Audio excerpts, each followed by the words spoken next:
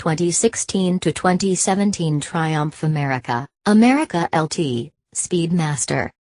Triumph returns in 2017 with 3 bikes in the America/Speedmaster family, the America LT and the Speedmaster.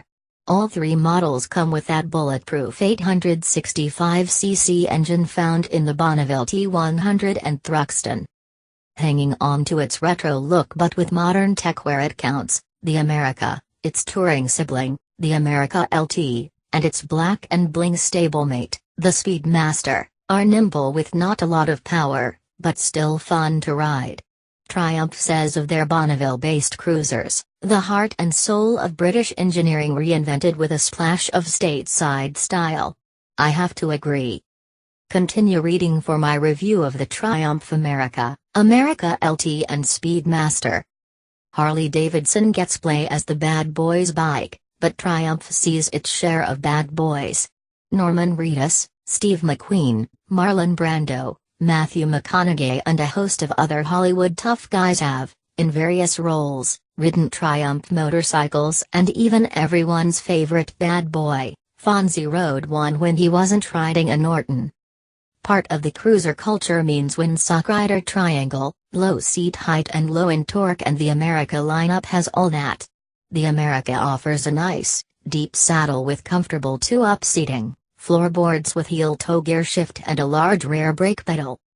Add a windscreen, saddlebags, footboards, and a backrest and you have the America LT. Even though physically, it's a fairly large bike, it isn't overly heavy and the low center of gravity makes it easy to handle. Even standing still, you don't get the feeling that a little lean will make you lose it, which is nice for folks that don't have the height or strength to wrestle with a big bike. The Speedmaster is an almost bike. It's almost a bobber, almost a cafe racer, and mostly just a standard cruiser with some chrome to accentuate the black out everything else. With very little customization, though, you can make it your own and spin it into whatever slot you like. Instrumentation is basic with indicator lights on the tank and analog speedometer on the bars. The fuel tank is ample with over a 5-gallon capacity and fuel economy isn't atrocious for a big bike, but not quite what I'd call commuter range. Low seems to be a subjective depending upon where you live, but on our side of the pond, low means low. Trumpet gave us what we want with a twin downtube, double cradle, steel tubing frame that drops the seat right down to 27.2 inches off the ground. This makes for a relaxed, windsock riding posture with the forward rider footboards, and makes for a short trip to the ground for the footwork. Plus, it boosts the bottom heavy panache. All 3 frames are the same, and the steering head comes set for a 33-degree rake. This bears out in the America models with the 16-inch hoops, and gives us 5.6 inches of trail for fairly middle-of-the-spectrum handling characteristics. However, the 19-inch front tire on the Speedmaster increases the rake to 33.8 degrees and 6.7 inches of trail, great for straight line, high-speed stability, but gives a bit of a wrestling match in the corners.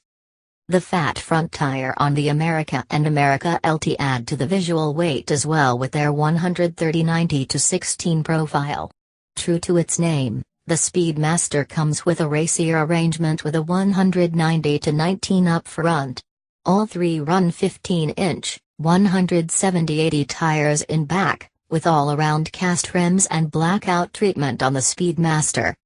Kayaba supplied the suspension with big, 41mm forks that keep the front heavy and fit with the classic American cruiser vibe, a look furthered by the chrome, upper fork shroud and full front fender on the Americas.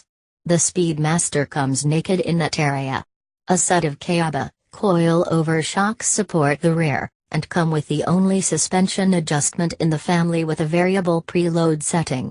Front and rear suspension yields a total of 4.72 inches and 3.77 inches of travel, respectively. Triumph declined to get into a bunch of brake gadgetry, such as ABS or linked brakes, and instead ran with a simpler setup. A single, 310mm front disc and 285mm rear each get a twin-pot, Nissan caliper for honest braking feedback and response, though at just over 500 pounds the factory is pushing what a single front disc can manage. A classic, 865cc, parallel twin-mill greets the eye with its typical British flair, and for me, it's really the most Triumph-like feature on the whole bike.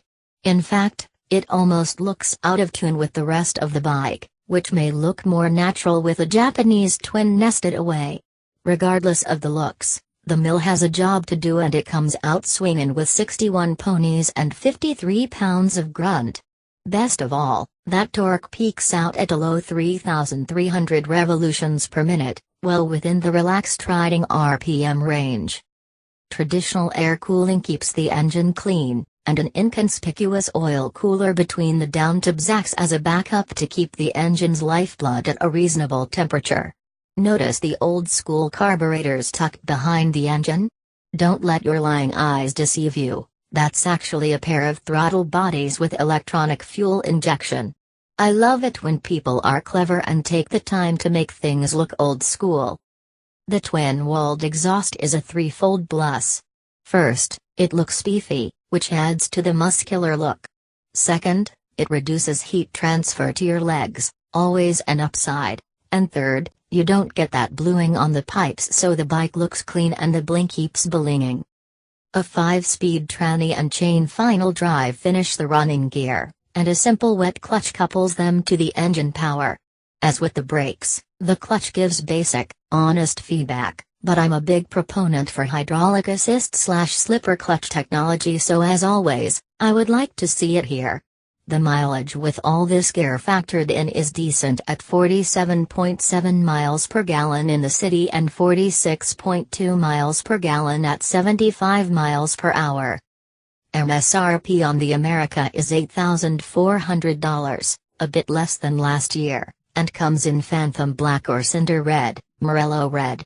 The LT costs $9,800, a carryover from last year, for the two-tone Pacific Blue and Sapphire Blue. The Speedmaster runs same as the America for 2017 and a couple of bills less than last year for jet black or matte graphite. Since Triumph clearly built this to compete on US shores and for fans of the American style, I thought it fair to compare it to another bike that fits into the same market. The Iron 883 from HD.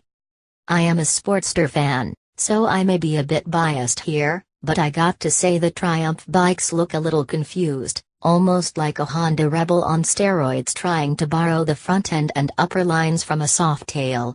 The Sparty, on the other hand, carries the look that helped define the genre, so it looks a lot more natural than do the Brit bikes. As much as I like V-twin engines, I've also always been a fan of the Trumpet Twingles as well, and so as far as aesthetics are concerned, they are both good-looking mills that complement the rest of the bike.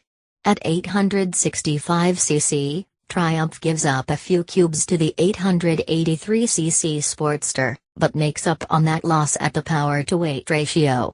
The Iron 883 cranks out 53.8 pound-feet of torque versus 53 pound-feet from the Triumph mill, but the Iron also weighs the most at 562 pounds wet, a bit heavier than the 553-pound America LT, and much heavier than the 509-pound America and 509.3-pound Speedmaster. Harley gets the best mileage at 51 miles per gallon city, highway combined, over the 46 to 48 miles per gallon range with the Triumphs. Honestly, not a big difference with today's gas prices. Speaking of prices, Triumph scores a small victory at the sticker with a $8,400 starting price on the Speedmaster and America versus $8,849 for the Iron 883, all in what you would call basic black. Additional colors are available from both factories, and though Harley is the undisputed king of paint, they are proud of it, and the custom paint colors quickly push the Sporty up to $9,299. One thing Harley does offer is ABS for an additional $795. So you at least have that option available if you want it. Folks hard up against a budget may want to look at the Triumphs, but for a few bucks more the Iron 883 may be the better, all-around choice. My husband and fellow writer, TJ Hinton, says, I usually like trumpets, but this one just doesn't do it for me. I guess I like my Brits to be Brits, and US spikes to fit the US mold, and ne'er the twain shall meet. Still, it demonstrates two things. First, classic American styling is enjoying a popularity boom, and second, more and more manufacturers are entering the fray with their own interpretations, a situation that will promote competitive prices and design innovation. I expect this sector to get more interesting for the next few years, at least. I like the wider triple clamps and the bigger headlight on the America over the Speedmaster. That's just a personal preference, I feel like the bike looks more muscular. Triumph also gets props for staying true to their heritage with the parallel twin engine. So many manufacturers go for the Harley look with the V-twin, but Triumph stays true. Triumph made a cruiser that appeals to the American market, but kept it their own.